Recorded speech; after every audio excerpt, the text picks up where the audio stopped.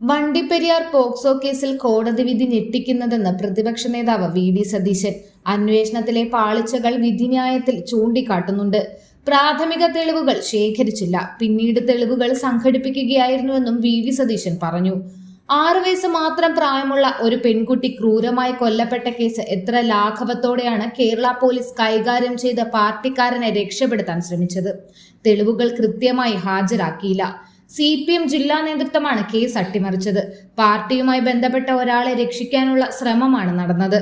അന്വേഷണ ഉദ്യോഗസ്ഥൻ സംഭവം നടന്ന പിറ്റേ ദിവസമാണ് സംഭവ സ്ഥലത്ത് എത്തിയതെന്ന വിധിന്യായത്തിലെ പ്രസ്താവന തന്നെ എത്ര ലാഘവത്തോടെയാണ് കേസ് കൈകാര്യം ചെയ്തത് എന്നതിന് ഉദാഹരണമാണ്. ദൃക്സാക്ഷികൾ ഇല്ലാത്ത കേസാണ്. എന്നിട്ടും മതിയായ ശാസ്ത്രീയ തെളിവുകളോ സാഹചര്യ തെളിവുകളോ പോലീസ് ശേഖരിച്ചില്ല. ഗവൺമെന്റും പോലീസും സ്വന്തം ആൾക്കാർക്ക് വേണ്ടി എന്തും ചെയ്തു കൊടുക്കുമെന്നതിന്റെ തെളിവാണിതെന്നും പ്രതിപക്ഷ നേതാവ് പറഞ്ഞു. വാളയാർ കേസും സമാനമാണ്. പാർട്ടിയുമായി ബന്ധപ്പെട്ടവരെ സംരക്ഷിക്കുന്നതിന് പോലീസ് നടത്തിയ ഗൂഢാലോചനയാണ് വാളയാർ പ്രതികൾ രക്ഷപ്പെടാൻ കാരണമായത്. വാളയാറിൽ സംഭവിച്ചത് വണ്ടിപ്പെരിയാറിൽ സംഭവിക്കരുതെന്നാവശ്യപ്പെട്ട് അന്ന് മുഖ്യമന്ത്രിക്ക് കത്ത് നൽകിയിരുന്നു. SC/ST വിഭാഗത്തിനെതിരെ നടന്ന അതിക്രമം എന്ന കേസിൽ ചേർക്കണമെന്ന് ആവശ്യപ്പെട്ടിരുന്നു. ഇത് സൂചിപ്പിച്ച് മുഖ്യമന്ത്രിക്ക് കത്തയച്ചിരുന്നു.